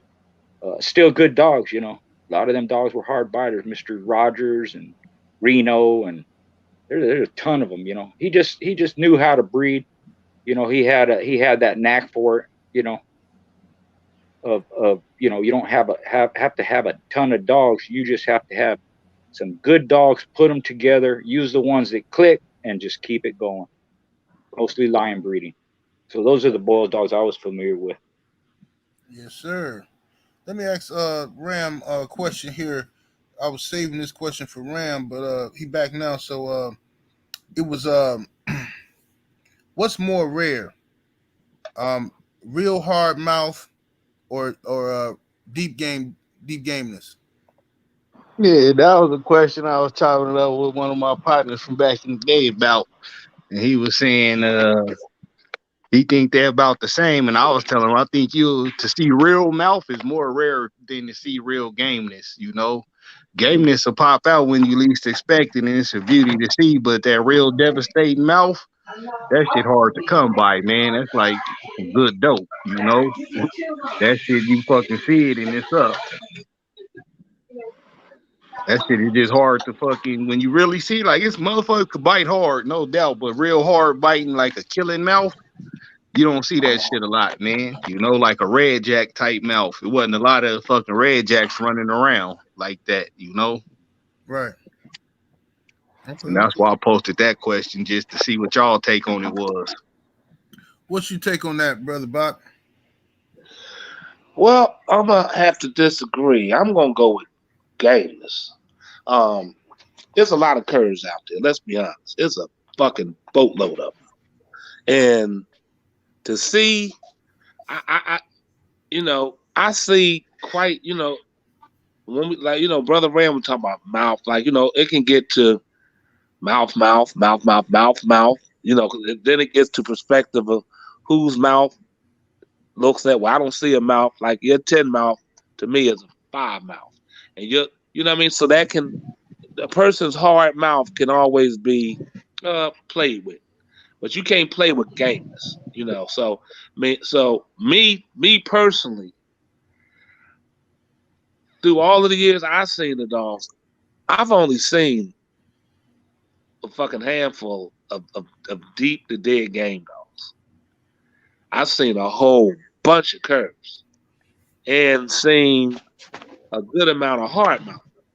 So, I mean, that's just me personal. So I haven't seen a whole bunch that's just flipping and rolling and tumbling and coming on their chins and shit. I only seen a handful, and I mean, I ain't went past a hand, but I can't even count how many curves I've seen, and I can't even count how many hard mouths I see. You know. Right. Okay. Roster Man Boone, what's your take on that?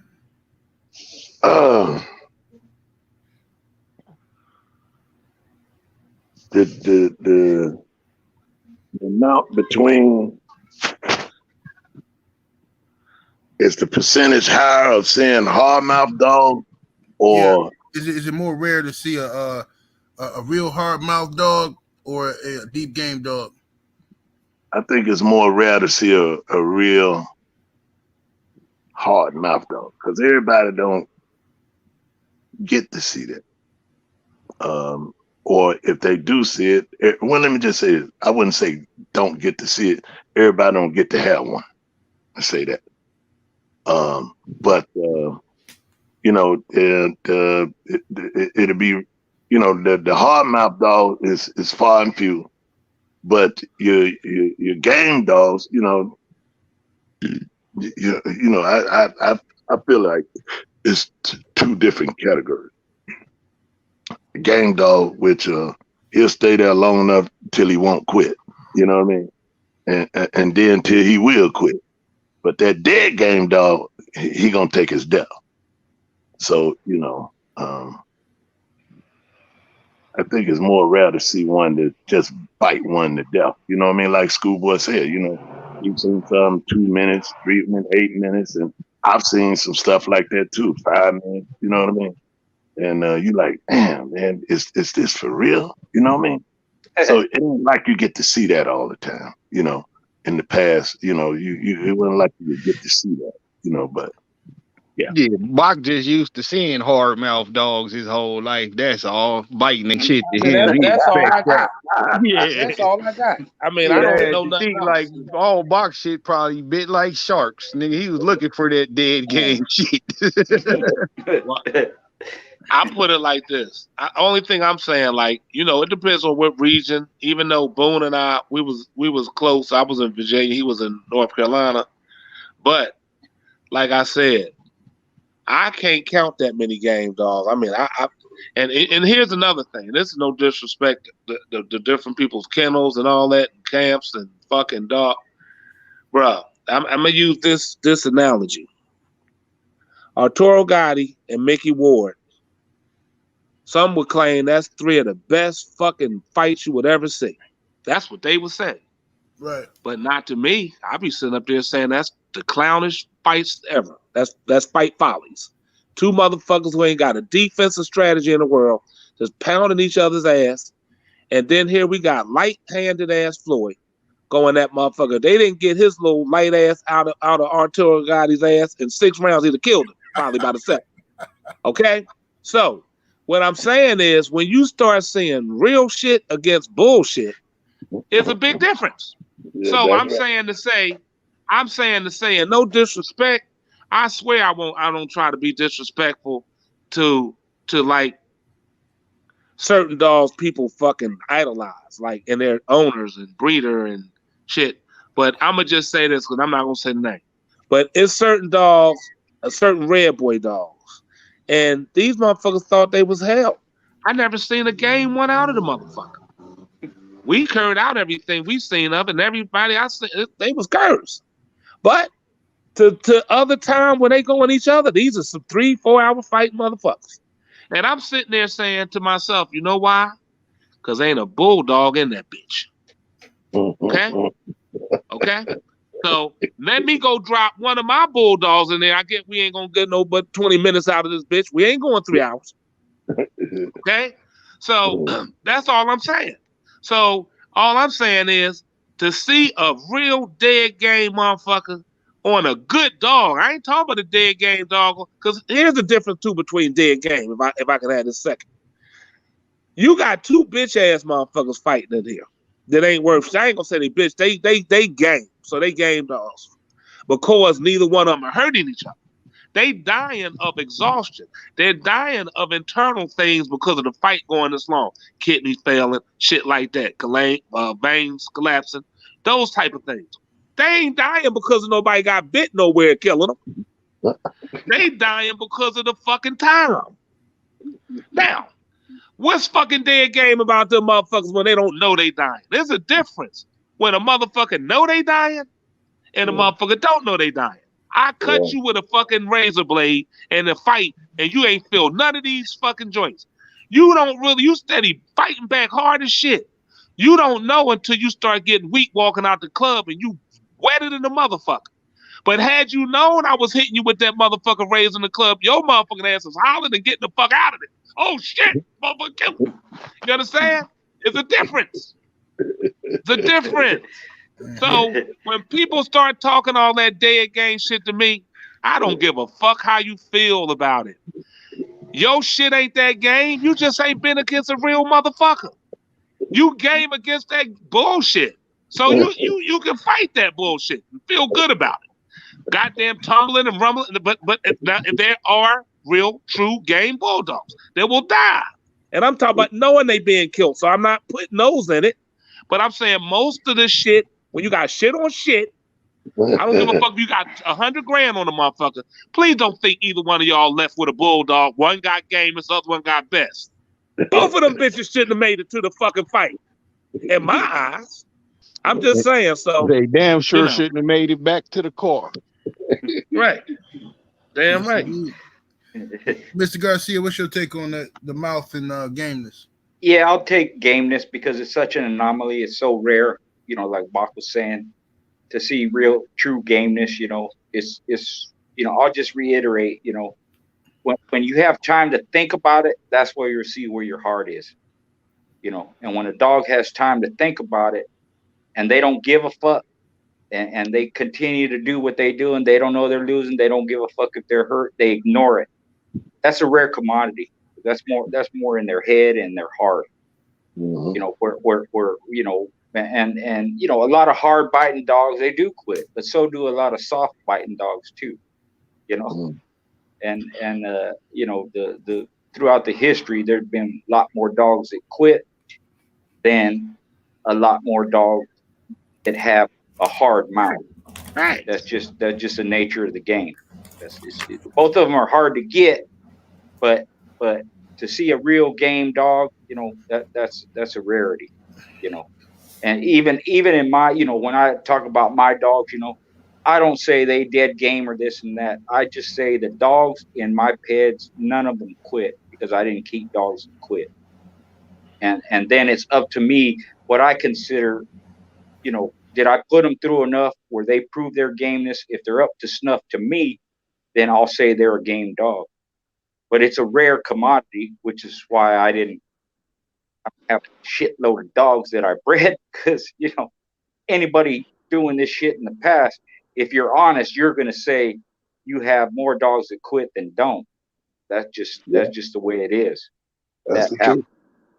You know, so for me, because it's so rare and it's an intangible, you know, it's not like a physical thing, although physical things do play a part in it. You know, you got to have good constitution. You got to have, you know, good bone structure and thick skin and hard muscle and all that stuff. It all plays a part in it. Ultimately, it's what's in their head and what's in their heart that makes them stay there when, you know, they know they shouldn't, or we know they shouldn't, but they do. That's what's so amazing about it. That's why we respect it so much. That's what the breed's about. It's hard to get, so I'm always on the side of gameness. You know, that don't mean there ain't hard mouth dogs that are game. I've seen them. I've had them. Don't make that, you know, there doesn't have to be that distinction of one versus the other. It's just hard to get both of that into one dog, along with good air and intelligence and all that. That's the beauty of breeding. That's what you're trying to get, dogs that have it all. And when you talk about dogs like that, it's hard to get that too. Right. Stickler for gameness. Yes, indeed. I mean, it's just like one other thing. It's just like Boone's Lady Stone against Blondie. I'm not saying Lady Stone couldn't bite. I wasn't at the fight, but I know one thing: she wasn't known to bite like no fucking Blondie. But goddamn, the keep Boone put on her ass and the shit he done, along with her heart that she did have to withstand that shit and not die from her fucking chest killing shit. Goddamn, Boone was able to show that mouth. It was good, but it wasn't good enough. That's right. That's right. That's right. Yes, indeed. You say something, Boone? No, I was just saying that's right. Yes, indeed. All right. Brother Ram, why don't you go ahead and give us the disclaimer? We're coming up on 2 hours, so we'll save a few questions for next week. All right, salute to the young homeboy Blitz. None of this shit is intended for, nor should it be used towards or for any illegal activities or purposes. If you is out there using it for that, man, keep that shit to your motherfucking self. Cause you niggas be dry snitching on yourself and everybody else. Tomorrow Monday, man, scratch hard as fuck to that motherfucker. Ram it into the wall till they pick that bitch up, man. AKA be great. It's always a pleasure. Hit up Schoolboy, man. You need your shit registered. I don't know why Boom put his number out there. He gonna have to or change that motherfucker, boy. You gonna be getting all kind of weirdos here. Oh my God, Weirdo City. Yeah, but they dog pics and all I don't- kind of shit. I'm listening like OG tripping, man. Ain't nobody gonna stop me. Hey, listen, I don't answer the motherfucker no way. I feel you. That's why he said text. That's why he said text. But yeah, man, it's always a pleasure being up here with the OGs and my brother, man. We gonna keep rocking and rolling with this shit. You feel me? sir. Salute to everybody who came through. Hit that like button on your way out. Subscribe to my channel too, man. I dropped the link in the chat. Yeah, make sure y'all go sub to the homie Ram channel. That's right. Get your dogs registered with Schoolboys Registry. That's The link right. for that is in the chat. And salute to the homie Smooth Monty came back in the super chat. Appreciate you, man. Yeah, Smooth the smooth best, Monty. man. Smooth is the best, man. Yes, Smooth the best. he said. Smooth maximum. She says subscribe to the panel's social media. Register your dogs with Schoolboys Registry. Scratch into the like button. Ram, give us a disclaimer. Fuck the haters. That's right. Yes, That's right. Yeah. And, Yeah. and let's don't wait a minute. And let's don't forget about the brother that our brother Roster Man put on us, because he's still in death row, bro. He still need our brother help. Mark. Yeah. Brother Mark. Yeah, and Okay. anybody that Cash App, we still collecting that. Anybody that want a Cash App and for the brother Mark, you know what I'm saying, we're gonna get that bread to him. You know what I mean? I'm trying to build it up a little bit. Right now we got about $130. So I'm trying to, get that up to even 200 so we can send him something nice, you know what I mean? Okay. Yeah. Yes, sir. Well, we'll get that with no problem. Too. Yes, indeed. So salute to y'all, man. And we'll get with y'all next week. Next Sunday. I want to thank the panel for being here. Go ahead, brother Rasta, man. Damn, I just wanted to say he sent me another letter, and let me see. He said that he's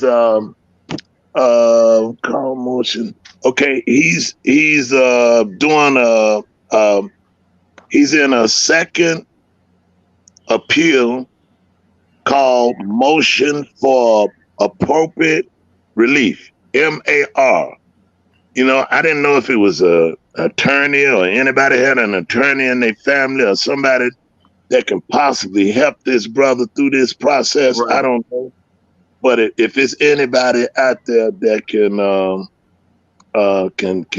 help him or aid him in this process or make contact with him, I'll give you all the information. Schoolboy got the information too. And yes, sir. He didn't kill the person. That's the thing. He did not kill the person. He did not kill the person. Remember that. He's on death row, and he did not kill the person. So we please need to help him. Okay? Yeah. If there's any kind of way that we can give him some assistance in this process, and we will really, really highly appreciate it too, man. And yes, sir. He wrote me back and he told me, he said that,